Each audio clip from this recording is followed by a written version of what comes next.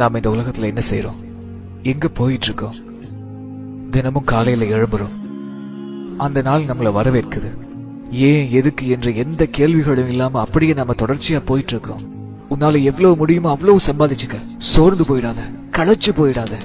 டிவியில எதையெல்லாம் பாக்குறியோ அதெல்லாம் அப்படியே செய். தலைமுடியில இருந்து ஆடை அலங்காரம் வரைக்கும் எல்லாத்தையும் ரொம்ப யோசிக்காத. உனக்கு என்னெல்லாம் தோணுதோ அதை அப்படியே செய். உனக்கு குழப்பமா இருக்கா, தண்ணி அடி. உனக்கு விருப்பமானதை கேட்கணுமா, ரேடியோவை ஆன் பண்ணு. போதை, ஆபாசம், குத்தாட்டம், விபச்சாரம் இதெல்லாம் தான் நீ வாழ்க்கைன்னு நினைச்சிட்டு இருக்க. ஆனா நியாயமான சில விஷயங்கள் எனக்கு தெரிஞ்சே ஆகணும்.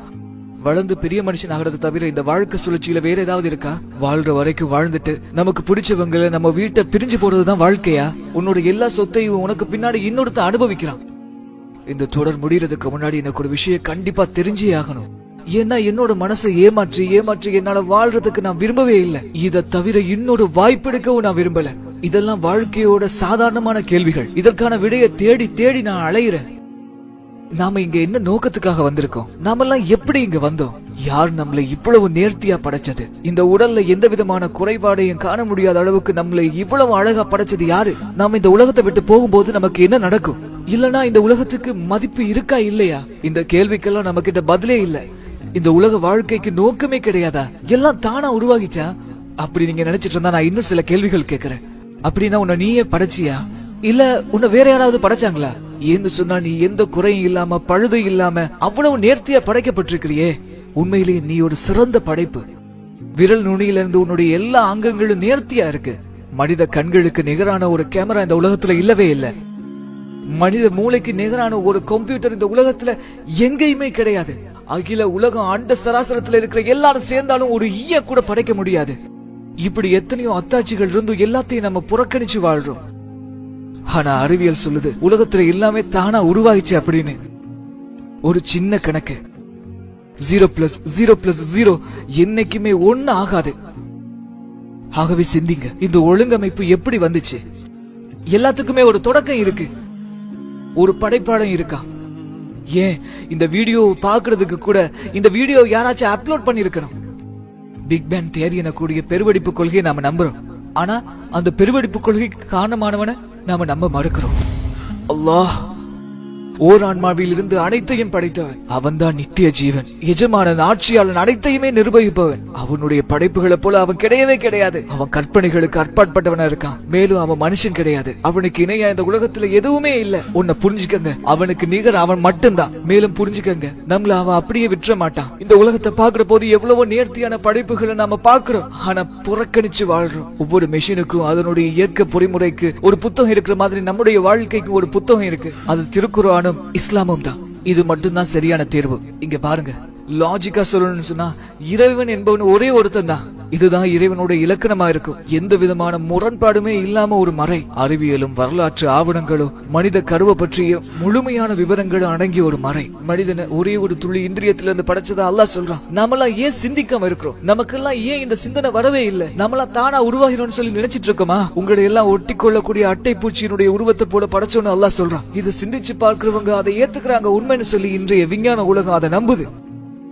மேலும் பூமியில மலைகள் முளைகளாக ஊன்றப்பட்டிருப்பது பற்றியும், 2 கடல்கள் சங்கமிக்கும் ஆனா ஒன்றிணையாதுங்கிறத பற்றியும், மேலும் கோள்கள் தங்களுடைய நீள்வட்ட பாதைகள் தொடர்ந்து வலம் வருகின்றன. இரவு பகல் மாறி மாறி வருகிறது. விரிவடையும் பிரபஞ்சம், அதுல தோன்றக்கூடிய எல்லா உயிரினங்களும் நீரிலிருந்து படைக்கப்பட்டது. இன்னும் எத்தனையோ வரலாற்று சம்பவங்களும் பாதுகாக்கப்பட்ட ஃபிரௌனுடைய உடலும், உலகிலேயே ரொம்பவும் தாழ்வான பிரதேசமான ரோம் தேசத்தை பாரசீகம் என்றது. விலா எலும்புக்கும் முதுகுக்கு இடையில பீரிட்டு ஓடக்கூடிய நீர்ல இருந்து மனிதன் படைக்கப்பட்டான்.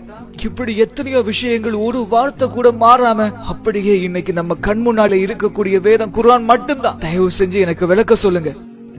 1400 வருஷங்களுக்கு முன்னாடி இந்த உண்மையை ஒரு சாதாரண மனுஷனால சொல்ல முடியுமா?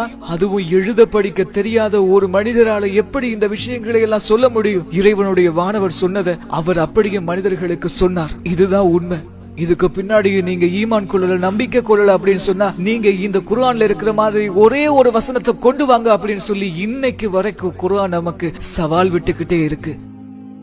நாமெல்லாம் இறைவனை கேளிக்கை ஆக்கிட்டோம். அவன் தந்த வேதத்தை நகைச்சுவையா, நகைக்கப்படக்கூடியதா, ஏன் சொல்ல போனா நாம காமெடி ஆக்கிட்டோம். நாமெல்லாம் எப்படி வாழ்றோம்? நம்முடைய மனசு என்ன சொல்லுதோ அதை கேட்டுக்கிட்டு நம்ம மனோ இச்சை பிரகாரம் நம்ம வாழ்ந்துகிட்டு இருக்கோம். இதுதான் உண்மையான வாழ்க்கையா இருக்க முடியுமா? இந்த உலக வாழ்க்கை தான் நிரந்தரமானது அப்படின்னு சொல்லி நம்ம நம்பி வாழ்ந்துட்டு இருக்கோம். நாமெல்லாம் வாழ்றோம், இறக்குறோம், பின்னால மண்ணோட மண்ணா மக்கி போறோம். ஒரே ஒரு சின்ன திருத்தம், புற்பூண்டுகள் கூட செத்து அழிஞ்சதுக்கு பின்னாடி மழை பெஞ்சா அது மறுபடியும் உயிர் தெழும். அல்லாஹ் சொல்றான், நீங்க இறந்ததுக்கு பின்னாடியும் உங்களுடைய விரல்களுடைய நுனிகளை கூட நாங்க திருப்பியும் மறுபடியும் நேர்த்தியா கொடுப்போம் அப்படின்னு. எதுவும் அவனுடைய பார்வையிலிருந்து மறைஞ்சிட முடியாத மகத்தான அந்த இறைவனுக்கு மிக அருகாமையில நாம எல்லாரும் இருக்கிறோம். அவன் மிக அருகில இருந்து நம்மள கண்காணிச்சிட்டு இருக்கான். அதை மறந்துடாதீங்க.